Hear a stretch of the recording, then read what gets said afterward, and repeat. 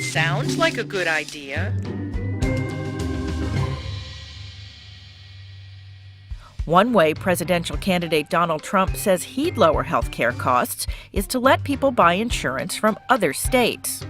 We should have gotten rid of the lines around each state so we can have real competition. He's not the only Republican to support that idea. Ted Cruz recommends it, too. Number one, we should allow people to purchase health insurance across state lines. In fact, it's a Republican idea that dates back more than a decade. But is it a good idea? Experts say probably not.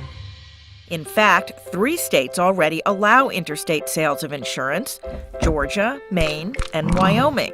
So does the Affordable Care Act, if all the states involved agree to it. But so far, not a single insurance company has offered to sell a product approved in one state to people in another state. Why not? Because it turns out that selling one state's insurance plan in another state isn't so easy. For one thing, most insurance plans today have specific networks of doctors and hospitals. So if you're in Florida and you want to buy a plan from North Dakota, it's unlikely that North Dakota plan will have many healthcare options for you in the Sunshine State. Those who support the idea say that people could save money by buying insurance from states that require fewer benefits, particularly expensive benefits like coverage for autism or fertility treatments. But the difference in benefit levels between states has been narrowed because the Affordable Care Act created a more uniform set of benefits most plans have to include.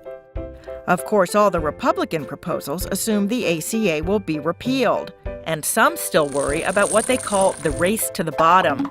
That would happen if insurers choose to locate in states with the most lax regulations so they could offer cheaper but also less comprehensive policies. That could draw the healthier people out of their home states, leaving behind sicker people and causing insurance premiums there to rise.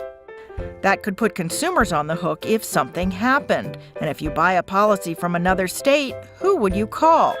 Your state's insurance regulator doesn't have any power over plans sold in other states.